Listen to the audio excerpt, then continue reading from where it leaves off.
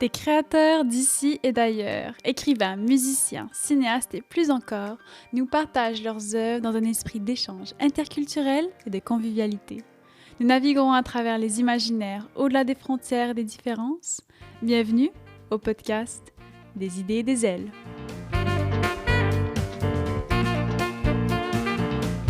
Mon nom est Mourad Ben Zidane, votre animateur du podcast Des idées et des ailes pour échanger sur des sujets culturels d'ici et d'ailleurs.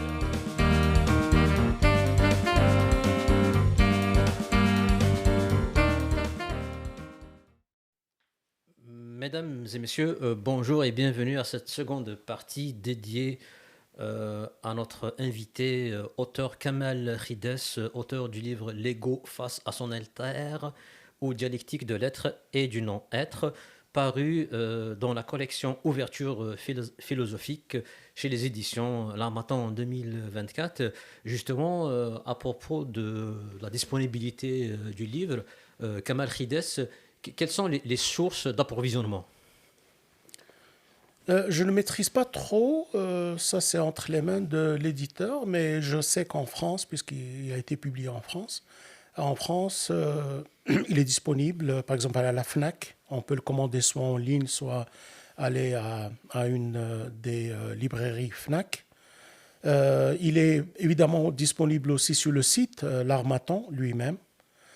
Donc en France, je pense qu'il y a une diversité de possibilités. Ici au Canada, je sais qu'il est disponible sur Amazon et on m'a dit qu'en fait, c'est l'option la plus rapide. Moi, on m'avait dit qu'il y avait quelqu'un qui l'avait commandé un jeudi et le lendemain, vendredi, il l'a eu entre les mains. Ça semble être très rapide, c'est surprenant. Donc, je crois que Amazon l'a en stock. D'ailleurs, quand on tape Amazon, ils vous disent qu'il est en stock. Je sais aussi que les librairies.ca l'offrent, mais ça prend un peu plus de temps. Parce qu'évidemment, je ne sais pas comment ils procèdent. Et aussi, on peut se rapprocher d'une librairie. Par exemple, à Gatineau, il y a la librairie du Soleil. Donc, vous y allez, puis vous le demandez, mais ça pourrait prendre un peu de temps. Donc, Ils commandent pour vous. Ils vont le commander, mais c'est généralement comme ça. Quand on commande, évidemment, ça prend du temps. Mais sinon, je pense, d'après ce qu'on m'a dit, l'option la plus rapide, Amazon, c'est quasiment immédiat. Très bien. Parfait. De toute façon, nous, sur les plateformes de diffusion de ce podcast, nous allons indiquer les liens que vous citez ici pour pouvoir se procurer un exemplaire de votre livre. J'enchaîne avec mes questions. Dans votre chapitre Brasser les catégories, vous rappelez que notre histoire est marquée par des mouvements de population aux échelles régionales, continentales et supracontinentales. Pouvez-vous développer davantage ? Oui, absolument. Là, on rentre effectivement dans une question qui est très importante. C'est que l'humain s'est toujours déplacé. Et en se déplaçant, les identités se brassent, elles sont brassées. C'est pour ça que je parle de brasser les catégories. Donc, quel que soit le processus d'identification qui vous amène à être ce que vous êtes, c'est-à-dire une entité durable, sauf qu'il faut mettre entre guillemets ce mot durable parce que vous vous déplacez, l'humain se déplace, c'est le propre de l'humain. On a mis des centaines de milliers d'années, je dis plutôt des millions d'années, pour acquérir cette capacité d'aller sur de très longues distances. Nous sommes probablement les seuls du monde vivant à le faire. Nous avons occupé tous les continents à partir de l'Afrique. On est allé partout. Donc, c'est le propre de l'homme. Et ça nous amène à brasser les catégories qui ont été développées ou qui se sont individualisées localement. Moi, ce qui est important pour moi, c'est de dire ou de rappeler, c'est que nous ne mesurons pas correctement l'ampleur et l'importance des brassages dans l'évolution naturelle, la diversité ethnoculturelle, la promotion de culture et surtout l'édification d'une identité au diapason de 100 ans dans une humanité qui est toujours en constante Mutation. Même en biologie, en fait. Hein. Même en biologie, on a du mal. Maintenant, on commence à le comprendre, mais moi, j'ai toujours été convaincu que les hybridations constituent un mécanisme d'évolution. Alors que jusqu'à présent, notamment moi, qui suis dans le monde de la mammalogie, des vertébrés supérieurs, en salle de classe, le professeur nous disait toujours les espèces sont disjointes. Il y a des exceptions, comme le mulet, qui provient de l'âne et du cheval. Ah, mais ça, c'est une exception. Donc, on nous présente toujours les cas d'hybridation et de brassage génétique comme des exceptions. Je sais pourquoi. C'est pas ici que je vais l'expliquer, mais sauf que quand le concept biologique de l'espèce a été mis de l'avant par Ernest Mayr, qui était ornithologue, il voyait beaucoup les oiseaux et il a introduit ce concept d'espèces, le concept biologique. Et donc, il disait que les espèces étaient des entités qui n'arrivent pas, qui sont disjointes génétiquement. Oui, mais quand on traite le cas de l'âne et du cheval, donc du mulet, on dit « Ah, mais ça, c'est des exceptions ». Sauf que quand des exceptions sont des exceptions, on va dire exception à quoi? Donc, il y a une règle. Oui, il y a une règle. OK. Mais sauf qu'aujourd'hui, on découvre que le phénomène d'hybridation est universel en biologie. Et dans le domaine culturel maintenant identitaire, on avait tendance à constituer des catégories fermées, un peu comme cette notion d'espèce, et qu'une identité et une autre, une identité A et une identité B, c'est comme deux espèces A et B, donc elles ne peuvent pas échanger des gènes, elles ne peuvent pas échanger des traits culturels. Donc c'est des identités fermées. Eh bien non. Alors moi, je voulais quand même insister sur ce fait, encore une fois, bien mesurer l'ampleur et l'importance des brassages. Alors, comme je l'ai dit, l'humain, tu sais, il parcourt des distances, il va toujours de l'avant, c'est ce qui fait d'ailleurs le Homo sapiens, toujours curieux. Au-delà de l'horizon, qu'est-ce qu'il y a? Ah, peut-être qu'il avait assez à manger là où il est, mais non, il y a un horizon. Et il est curieux, c'est la nature. C'est la nature d'Homo sapiens, de nous. Aller toujours plus loin. Donc c'est ça, cette mobilité qui fait que donc, les identités se mélangent et inexorablement, elles s'hybrident. Moi, je peux conclure que nous sommes une espèce hybride. Hybride où nous avons une identité hybride. Tout est hybridé. Il n'y a rien de pur. Ni la langue, ni la culture, ni l'identité. Rien n'est pur. Et rien ne sera pur. Ok, justement, concernant cette universalité des échanges culturels réussis entre les communautés, avez-vous des exemples à nous donner? Ah, les exemples, ils sont légion. Sauf que maintenant, il faut qu'on fasse attention parce que je pense qu'il faut voir les choses en faisant attention à ne pas voir avec les lorgnettes d'aujourd'hui. Les débats sont viciés et donc on peut voir les choses d'une certaine façon. Si je vais dans l'histoire, et c'est ce que j'ai fait, vous avez parlé d'archéologie et tout, donc quand je vais profondément dans l'histoire, avant que les idéologies n'existent, où nous avons l'être un peu comme pur, comme disait Jean-Jacques Rousseau, n'est-ce pas, le mythe du bon sauvage. Quand on va dans ces profondeurs de l'histoire, tout est réussi. C'est ce que je viens de dire. C'est-à-dire que nous ne mesurons pas assez l'ampleur et l'importance pour l'édification des identités, j'allais dire saines, l'ampleur et l'importance des brassages. Donc, est-ce que je peux citer un exemple d'il y a 10 000 ans, 50 000 ans, 100 000 ans? Tout est bon exemple. C'est pour ça que ça constitue la règle. Et d'ailleurs, c'est ce que, comme j'ai dit en biologie, c'est ce que nous voyons. Maintenant, là où ça se corse, c'est après l'Antiquité. C'est là où les choses vont devenir un peu viciées, où les idéologies, les visées hégémoniques vont se mettre de l'avant. Et c'est vrai qu'aujourd'hui, la question est intéressante. Pouvez-vous nous donner des exemples? Écoutez, moi, je vais vous donner l'exemple. Comment je décris l'humanité? Comment je la vois, l'humanité?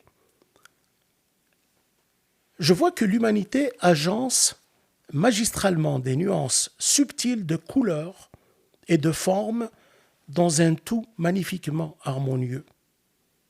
Une nuance de couleur ou de forme ne vaut rien sans l'autre. Ces éléments constitutifs dépeignent un tableau composite d'où il est délicat d'extraire une nuance sans en laisser un bout ou en arracher un autre à un élément voisin. Voici l'humanité. Hybridée, différentes couleurs, hymne à la différence, hymne à la diversité, mais hymne aussi à ce tableau magnifique que constitue l'humanité. Moi, je trouve que c'est le plus beau exemple que je peux vous présenter. Très bien. Maintenant, nous allons un peu mettre le focus sur une partie du monde dans laquelle vous avez vécu, donc en l'occurrence l'Afrique du Nord, pour situer donc ce vaste territoire qui constitue pratiquement le tiers de toute l'Afrique entière. Et dans votre livre, vous donnez le nom de Tamazra, donc pour nommer ce vaste territoire qui a été donc un territoire autochtone original, donc qui couvre depuis Mauritanie, Maroc, du côté de l'Atlantique, qui traverse l'Algérie, la Tunisie et qui va jusqu'à la partie est de l'Égypte. Et plus au sud aussi, on va toucher les Iforas, les Hogars, Mali, Niger et même un peu plus. Oui, Burkina Faso aussi. Voilà, donc, et donc il y a, dans votre titre, vous abordez les quêtes spirituelles et renouvellement identitaire. Vous apportez un éclairage inédit quant à l'acceptation de l'islam par les Amazirs. Ceci est à contrario de la thèse qui avance que les Amazirs ont plutôt résisté aux conquêtes armées musulmanes. Rappelez-nous le contexte religieux anti-islamique de Tamazra. C'est vrai que Tamazra en superficie, c'est énorme. Hein. Donc le nombre de Berbères Amazirs, on doit être entre le Maroc, l'Algérie, c'est là où les pays qui comptent le plus de Berbères, d'Amazirs. On doit être bien au-delà de 100 millions de Berbères d'Amazirs en Afrique du Nord. Là, vous me posez une question, je vais vous dire tout de suite, je me méfie de l'histoire telle qu'on nous la raconte. Et je crois que je le dis dans le livre en préface, mais en tout cas, je l'écrirai volontiers, où je me méfie beaucoup des histoires qu'on nous raconte. Ce que je constate, c'est qu'à chaque fois que je vois l'histoire, qu'on me dit un livre d'histoire, un documentaire à la télévision sur l'histoire, ça n'arrête pas de me parler des guerres. Et ça, c'est quelque chose que je réfute. Parce que, rappelez-vous, je disais, moi je cherche à comprendre la nature humaine, la nature profonde. J'avais dit aussi, il faut faire le discernement entre ce qui est substantiel, ce qui est essentiel et ce qui est accidentel. Est-ce que l'humanité, nous existons en tant qu'Homo sapiens depuis au moins 300 000 ans. On a toujours dit que ça fait depuis 200 000 ans, mais avec les découvertes qu'on a faites au Maroc, on sait que Homo sapiens existe depuis au moins 315 000 ans, n'est-ce pas? Ça, c'est les récentes découvertes. Les récentes découvertes, et exactement. Et puis quand non, ça c'est l'Oldovaïen. Oui. C'est l'Oldovaïen en Afrique du Nord-Ouest, à Sétif, exactement, on a découvert des traces de cette culture, ce qu'on appelle oldovaïenne, qui fait référence à la vallée d'Olduvai, en Afrique de l'Est. Et ça, c'est des traces qui remontent à 2 400 000 ans. Alors là, nous sommes dans le genre humain, n'est-ce pas? L'Oldovaïen, il est du genre Homo. Ça veut dire que nous sommes dans le genre humain. Après, il va y avoir des espèces qui vont se différencier. Et la dernière espèce à se différencier, c'est Homo sapiens, c'est-à-dire nous. Bon, ce concept d'espèce, on va le laisser pour un autre débat plus biologique que philosophique. On remonte beaucoup. Je suis remonté beaucoup. La question traitait plutôt de l'Antiquité. Ah, ok. Ah, ben, ok. Voilà. Donc, moi, en tout cas, moi, je suis allé à 3 millions d'années parce que je voulais comprendre la nature humaine, n'est-ce pas? Oui, c'est vrai. Ici, on n'est pas vraiment l'Antiquité parce que l'arrivée de l'islam, c'est le 7e siècle. C'est l'an 600, c'est plus que 632, là. On est au 7e siècle. Donc, c'est un peu plus récent. Alors, mais ce que je voulais dire, c'est que à chaque fois qu'on nous explique un phénomène, on nous l'explique par l'épée, par le sang, par la guerre. Je ne crois pas à ça. C'est pour ça que je disais, je me méfie de l'histoire. L'humain n'est pas fait de guerre. C'est autre chose. C'est ça ma réflexion philosophique. Et quand on vient à l'islam, on nous dit qu'il est arrivé par la guerre, arrivé par la guerre. Voilà un peu donc ce que je... Alors d'abord, je tiens à préciser, vous avez dit qu'on est dans l'histoire. Mon livre n'est pas une thèse d'histoire, n'est-ce pas? Ce n'est pas une thèse, encore moins une thèse d'histoire sur l'implantation des religions monothéistes en terre amazigh, en Afrique du Nord-Ouest.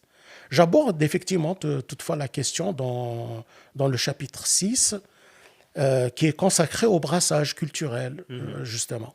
Alors, qu'est-ce que je voulais développer avec ça? Même avec la dimension religieuse maintenant, qui relève d'une autre problématique, même avec la dimension religieuse, je voulais développer l'idée que les barrières culturelles ne sont pas si étanches que ça. Encore une fois, j'insiste sur le brassage et sur le métissage, n'est-ce pas? Elles ne sont pas si étanches que ça, quelle que soit l'époque et les contextes. 7e siècle ou avant, il y a 2000 ans, il y a 2 millions d'années, c'est aujourd'hui. Mais j'aimerais être clair quand même sur ce sujet, puisqu'il est délicat, pour éviter les confusions et les amalgames.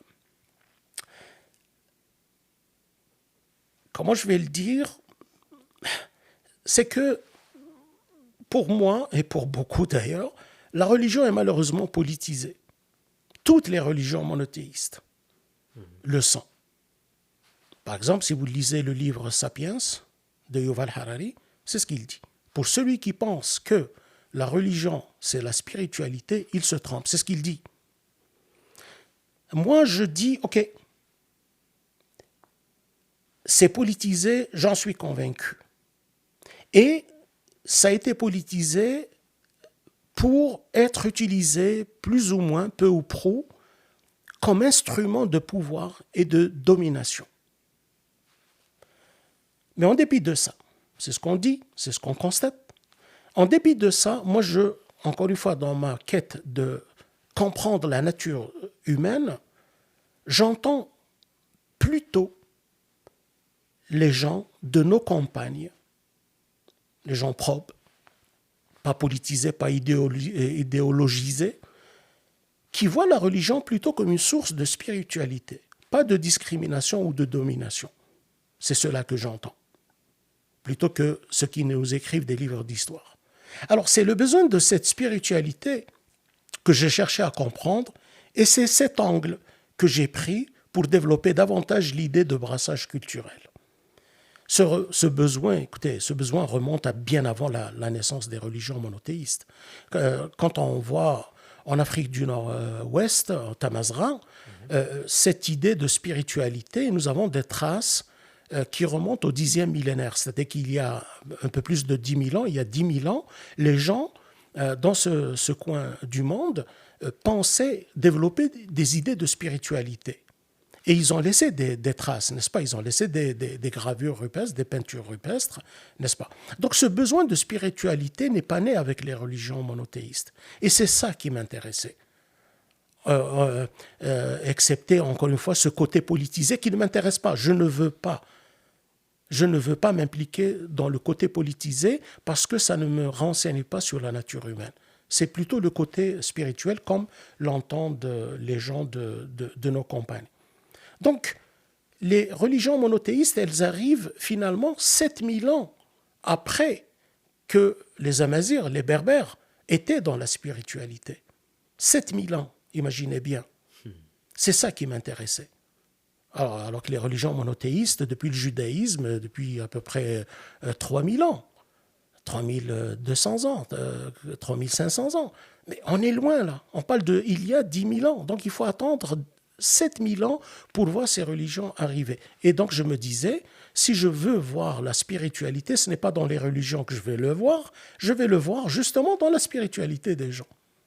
Voilà un peu ce que je voulais. Alors, comment le monothéisme est arrivé en Afrique du Nord? Alors vous me dites, parlez-nous un peu de comment il se fait. Ce sont les Juifs qui nous ramènent ce concept de Dieu unique qui a un nom. Dans le temps, ce que je lis dans la documentation en archéologie, c'est que dans ce coin de l'Afrique immense, il y avait la notion un peu de quelque chose de suprême, mais il n'avait pas de nom. Donc c'est les Juifs qui, quand ils viennent en Afrique du Nord, il y a plus de 2000 ans, ils devaient fuir, ils étaient en danger. Les Phéniciens leur ont dit, écoutez, il existe un pays, s'il vous donne l'asile, vous serez en protection. Et puis, c'est un pays où on peut faire des affaires, on peut avoir des affaires qui fleurissent, on peut se développer, on peut s'émanciper. C'est le pays berbère, c'est le pays Amazir Tamazra, comme vous dites. Mais quand les Juifs sont venus, donc avec cette idée de Dieu unique qui a un nom, ça a séduit les Berbères, les Amazirs, à ce moment-là, qui croyaient en l'existence de quelque chose comme ça, mais qui n'avaient pas de nom. Et qui vont se judaïser. Beaucoup d'Amazirs se sont judaïsés. Donc, la première religion qui va s'implanter en Afrique du Nord, ouest, c'est le judaïsme. Je veux dire que, écoutez, moi j'entendais, je ne sais pas si je peux citer des noms, mais c'est des noms très très connus, qui disaient non. Disait rabbin, je suis un berbère juif. Mes ancêtres ont épousé la religion juive.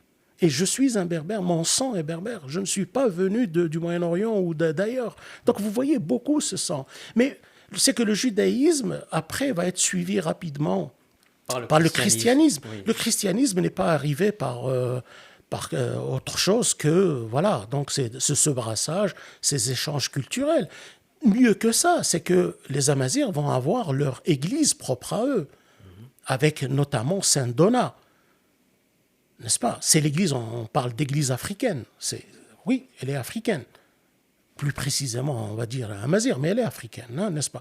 Donc ce sont les Amazirs qui vont avoir leur église à eux.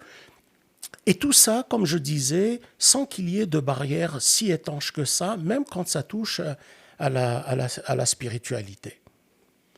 Notons que durant cette période de Tamazra, on va dire, christianisé, d'illustres noms vont dans donc Saint-Donat, mais j'ajoute Saint-Augustin, absolument, le fondateur de l'Église catholique. Absolument, incontournable. Aujourd'hui, règne sur une grande partie du monde.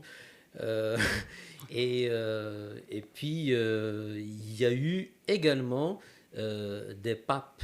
J'oublie les noms, mais il y a eu au moins 2 papes qui auraient été origine de Tamazra.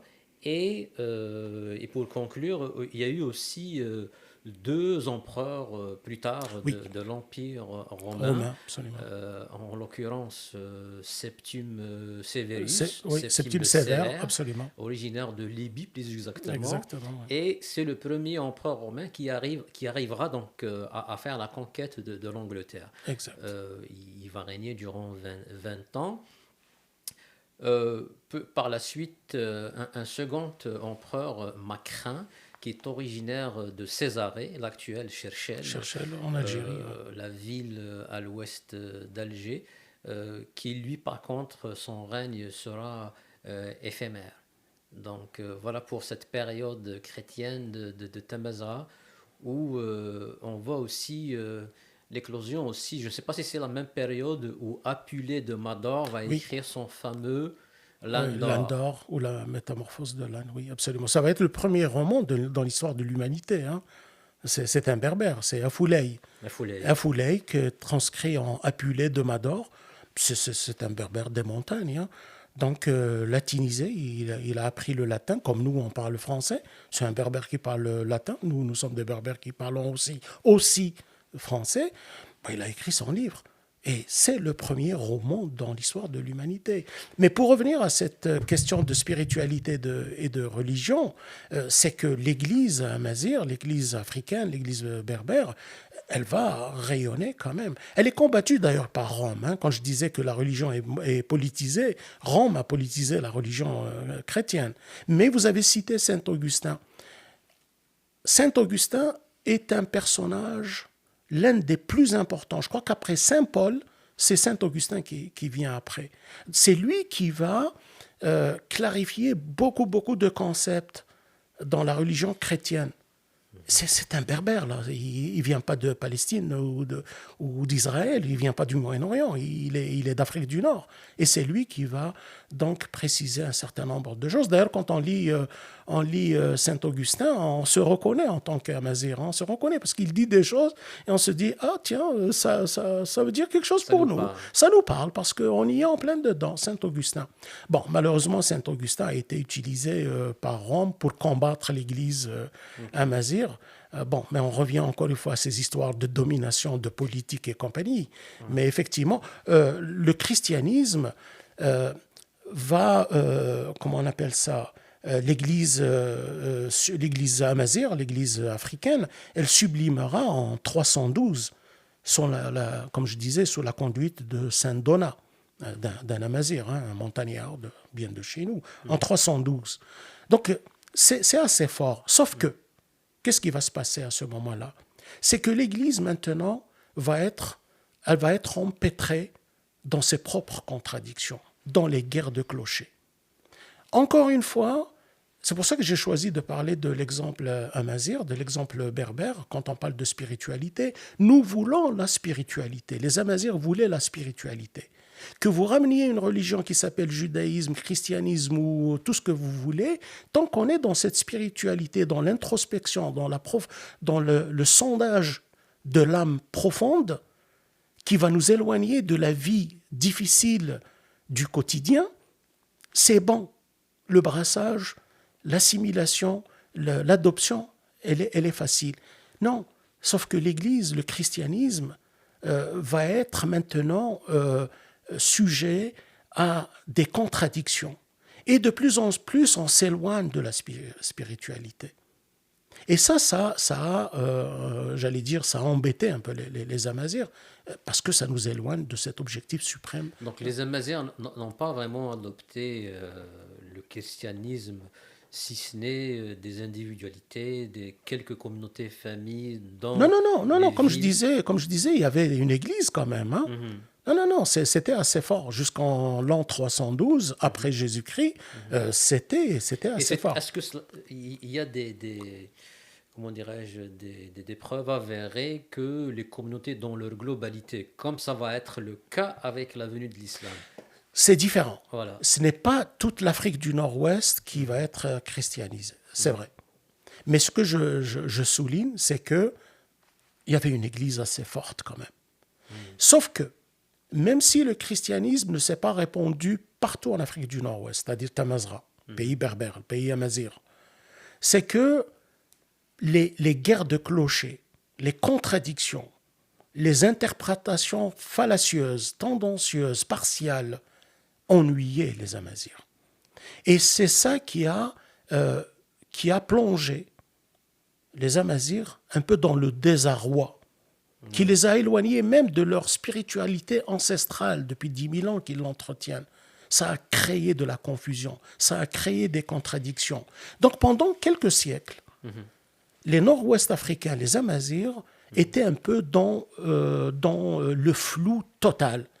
En ce qui concerne évidemment la spiritualité, encore une fois. Et c'est à ce moment-là qu'une autre croyance va venir. De l'Orient. Et ça arrive encore de l'Orient. Mais le chemin est tracé déjà, tracé par les Juifs et tracé par les chrétiens. Donc c'est à peu près la même chose. Pourquoi voulez-vous, vous me dites vous apportez un éclairage inédit, pourquoi voulez-vous que ça soit différent? Donc ça arrive, et on parle de croyance, on est dans le désarroi, il y a quelque chose de nouveau. Et évidemment, on pose des questions. C'est quoi cette croyance? On ne l'appelait pas à ce moment-là islam, à propos. À ce moment-là, quand ce qu'on appelle l'islam On va est au arriver. 6e siècle. On est au 7e siècle. 7e siècle, On est au pardon. 7e siècle. D'ailleurs, 50 ans après, nos ancêtres vont aller en Espagne, vont développer la célèbre Andalousie. N'est-ce pas? En 50 ans, on dit qu'en moins de 50 ans, l'islam, maintenant, c'est le miracle, se propage partout en Afrique du Nord-Ouest, jusqu'au point où maintenant, les Berbères eux-mêmes, les Amazirs eux-mêmes vont aller en Espagne pour, comme je dis, cette formidable civilisation de l'Andalousie. Ça a pris moins de 50 ans. On dit que c'est un miracle. Non, ce n'est pas un miracle. C'est juste parce que quand vous avez des gens qui sont dans le désarroi à cause du christianisme, et que vous leur apportez maintenant une façon de voir qui est à peu près similaire au christianisme. Je dis qu'à ce moment-là, même le prophète de l'islam disait, il disait pas que c'est une religion complètement différente, parce que toutes les religions sont reconnues, vont être reconnues dans le Coran, n'est-ce pas? Donc on n'est pas en complète opposition, mais ça apporte une autre façon de voir. Je crois, en tout cas d'après mes lectures, ce qui a séduit, c'est que les Amazirs ont appris que cette nouvelle croyance, on va toujours l'appeler croyance pour l'instant, l'islam ça viendra après, cette nouvelle croyance rend les choses très faciles. C'est-à-dire qu'ils mettent encore une fois Dieu au premier plan. Le message est simple. À ce moment-là, le message est très simple. Et je pense, d'après mes lectures, ce qui a séduit aussi, c'est qu'entre l'individu, la personne et Dieu, il n'y a pas d'intermédiaire. Alors qu'avec le christianisme, les Amazirs ont souffert de ces agressions de Rome et de cette volonté de Rome de mettre main basse sur la religion. Je vous fais remarquer que le Vatican est à Rome quand même. Hein. Je ne sais pas, moi, dans ma crédulité, moi je dirais, s'il devait y avoir un Vatican, il va être en pays de Jésus quand même.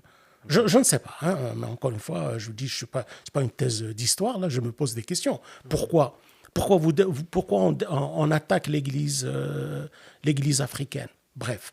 Mais cette nouvelle croyance dit, non, il n'y a pas d'intermédiaire, et c'est ainsi que cette nouvelle croyance va se propager facilement. Donc, les débuts, on va dire que c'est pacifique, ça se fait par l'intermédiaire de caravaniers, Oui. de commerçants Oui. qui arrivent avec le message de Mohammed, de Mahomet, Oui. et que la communauté amazigh l'accepte, l'adopte, s'identifient, se reconnaissent dans ce qu'il aurait proposé comme croyance dans un premier temps, et par la suite, tranquillement, c'est adopté comme religion. Mais le temps va passer et donc on va arriver aussi des périodes qui seraient plus conflictuelles et qui sont aussi des événements avérés et qu'on peut pas oublier. Absolument. On va avancer dans le débat, donc au sujet du chapitre de la colonisation française cette fois-ci et du brassage culturel qui s'est produit. Vous écrivez que la langue française est plus implantée aujourd'hui dans les couches sociales que du temps de la colonisation, plus dans le milieu urbain que dans le milieu rural. Encore une fois, les Amazirs ont adopté et adapté à leur spécificité identitaire quelques-uns des pans de cette langue française, comme ils l'ont fait avec la langue arabe. Exact. Ils perçoivent l'arabe et le français comme langue d'émancipation, d'enrichissement culturel et de promotion sociale. Est-ce que ce que vous avancez est vécu dans le bonheur ou le déni? Vous voyez encore une fois, comme quoi, même en contexte de trauma, de traumatisme colonial, le brassage fonctionne. Et pendant que la France était là, au 19e siècle, elle va... Je parle de la France coloniale, évidemment. Hein? Oui. Absolument. Donc, rien à voir avec la France d'aujourd'hui. Hein? Donc, on parle... Bref. Donc, ils implantent des écoles pour essayer d'imposer un peu une façon de penser, pour dénaturer. Ça n'a pas marché. C'est quand la France coloniale quitte l'Algérie en 1962 que la langue Un française. siècle et 32 ans après. C'est là où la langue française s'implante. Et c'est là où on a une moisson d'écrivains aussi célèbres que Mohamed Dib, Kateb Yassine, plein de prix Goncourt, Assia Djebar. Oui. Première femme admise à l'Académie française. À Première l'Académie femme, je crois, première femme non française, je crois. Écoutez, c'est après l'indépendance que nous avons tout ça, n'est-ce pas? Donc, c'est pour ça que je disais que, on ne peut rien imposer par l'arme, par l'épée ou le sang, en tout cas aux Amazirs. Donc, pendant que la France coloniale était là, à nous maltraiter comme pas possible, ça n'a pas fonctionné, mais on fait la part des choses. Kamal Khides, à propos de la défiance identitaire des communautés émigrées en terre d'exil, cette fois-ci, vous soulevez l'épineuse question de l'intégration et inclusion. Vous écrivez que trop centrés sur eux-mêmes, leur propre historicité et leur ethnicité, ou souffrant trop des limites ou de l'inadéquation des repères de leur identité, ils peuvent rejeter ce nouvel environnement qu'ils auraient paradoxalement choisi délibérément et s'accrocher obstinément à l'intégralité de leur identité et traits culturels d'origine. Y a-t-il une manière de vivre en harmonie en terre d'exil en ayant conscience de la diversité de son identité, mais aussi en cherchant également à aller vers les autres qui composent la société qui accueille ces immigrés dans leur nouveau pays d'adoption? Alors ça, c'est une question très importante, effectivement, parce que tout ce que nous venons de dire jusqu'à présent, c'est comme si on parlait de l'édification d'une identité un peu dans son milieu naturel, n'est-ce pas? On a parlé des brassages, on a parlé, n'est-ce pas, de l'édification de l'identité, l'importance de l'individu, de l'action, de l'espace public. Mais quand vous transposez, avec toute cette construction maintenant, vous transposez ailleurs, il va y avoir une difficulté, un gros problème. Nous ne sommes plus en terrain, comment on va appeler ça, familier. Tout est différent. Vous avez affaire à une population peut-être d'accueil, n'est-ce pas? Ce qui est très vrai en ce qui concerne le Québec, l'Ontario, le Canada, n'est-ce pas? Et là, c'est là où il va y avoir maintenant des problèmes. Moi, je l'ai expliqué dans le livre, quand vous allez, je ne me rappelle plus, c'était, je crois, le chapitre 7, il me semble, où je parle de ça. D'abord, il faut que je dise avant que, je dis toujours qu'il faut éviter de dire le mot compliqué, mais c'est vrai que c'est, en situation d'immigration, c'est très complexe. Mais moi, ça m'intéressait, parce qu'en situation d'immigration, nous sommes donc dans un autre contexte, et ça me parle, parce que je me dis, regardons les gens, comment ils manipulent cette identité. Est-ce qu'ils l'édifient? Est-ce qu'ils la prennent comme quelque chose d'inné ou quelque chose comme acquise? N'est-ce pas? Est-ce qu'ils continuent dans l'édification? Je disais que ça ne s'arrête pas. L'identité est en perpétuelle édification, en perpétuelle construction. Donc, quand on est en situation extrême comme ça, alors c'est intéressant d'aller voir. Et j'ai vu, évidemment, n'est-ce pas? Alors, l'immigration, nous sommes au Canada, on va rester au Canada, parce que je le vois aussi en Europe.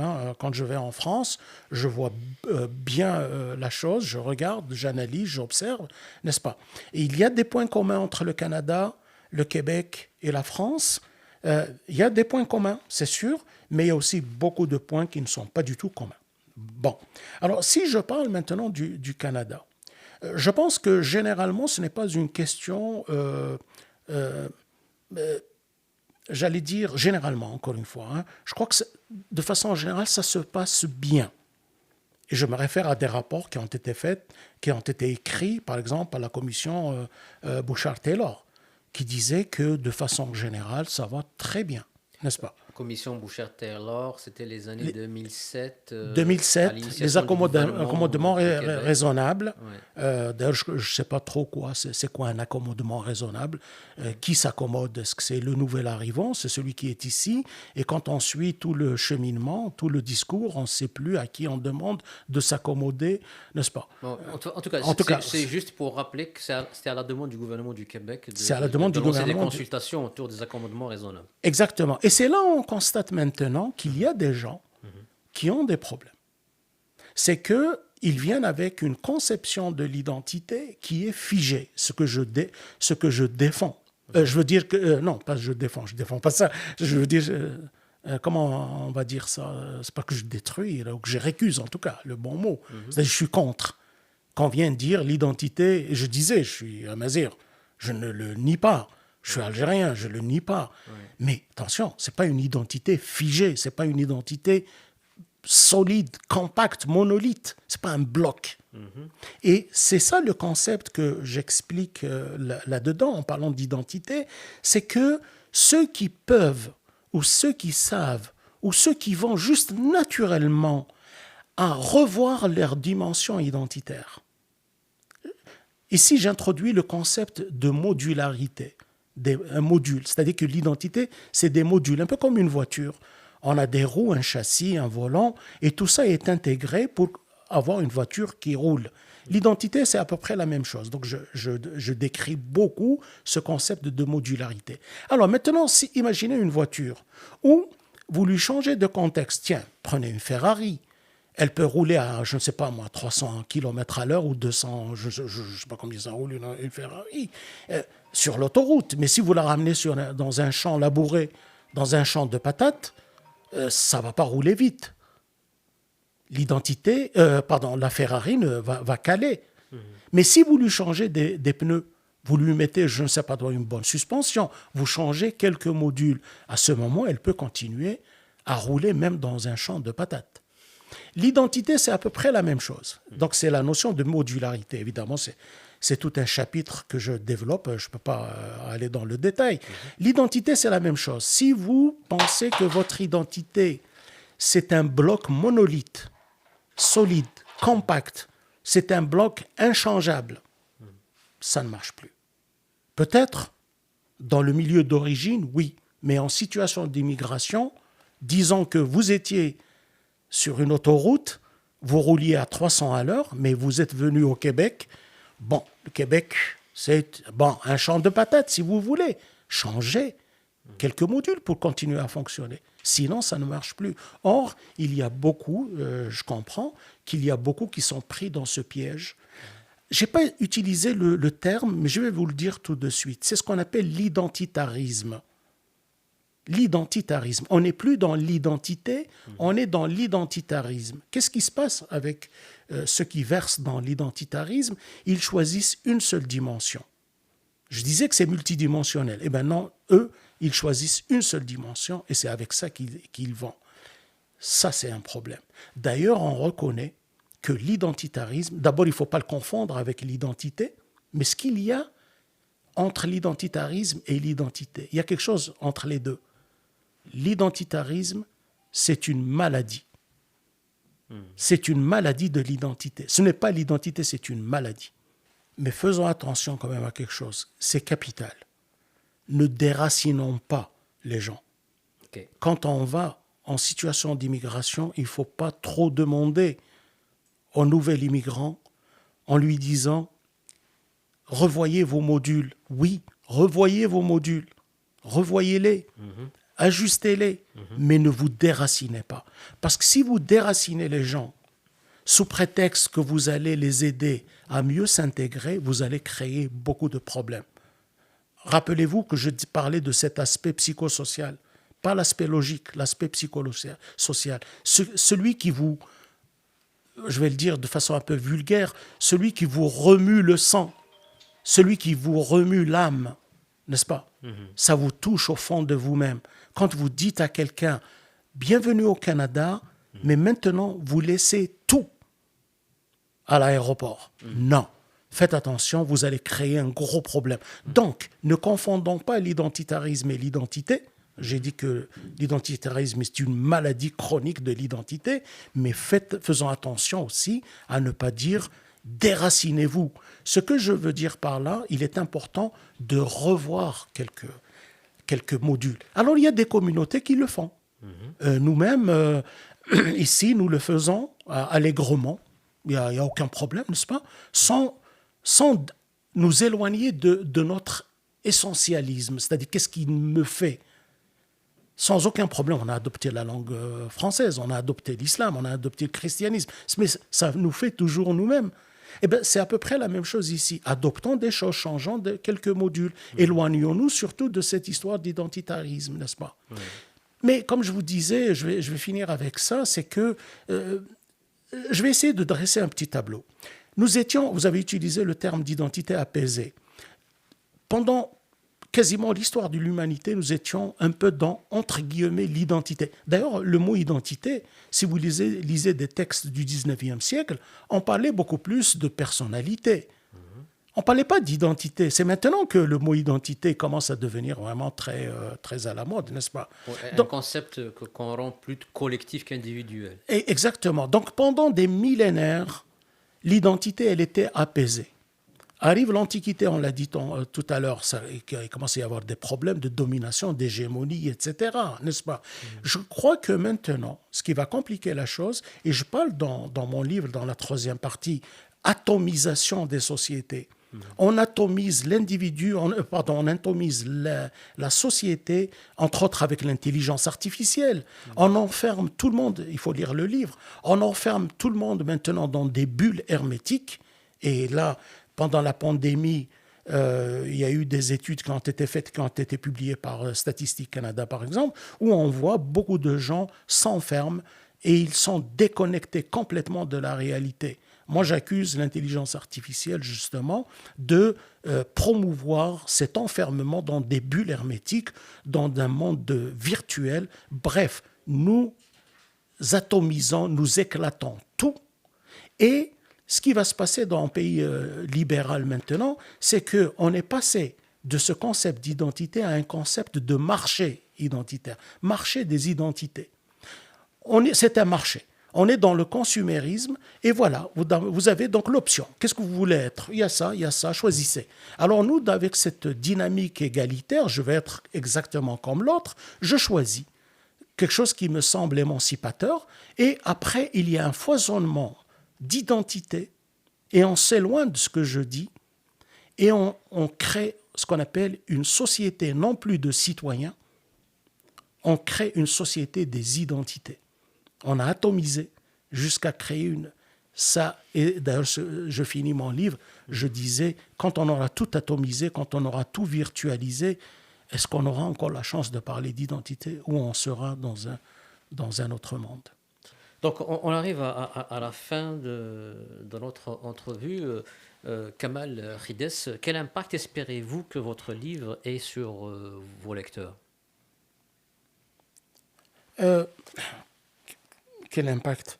En tout cas, mon objet, c'est déjà, je voulais partager une partie de ma profonde réflexion sur la nature humaine, comme je disais, sur cet état d'être, sur cet être libre, cet être moral, n'est-ce pas, comme je le disais tout à fait au début.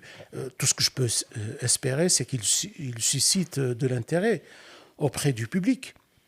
Ce que j'espère aussi, c'est qu'il éclairera un peu plus sur ces questionnements. Ce que je souhaite le plus avec ce livre-là, c'est quand les gens le lisent, ils ne doivent pas le lire comme une recette de cuisine qui a été donnée par quelqu'un qui a passé beaucoup de temps. Ce que j'espère le plus sincèrement, c'est que ça amène des gens à se poser des questions, n'est-ce pas? À se poser des questions, à peut-être même à se revoir, à aller dans l'introspection, à reconsidérer les choses. Et tout ça pour amener ou ramener une identité apaisée. Moi, je suis dans l'apaisement, je ne suis pas dans le conflit. C'est ce que je souhaite que le livre réussira à produire. Très bien. Pour vos prochains projets d'écriture, est-ce que vous avez des annonces à nous faire?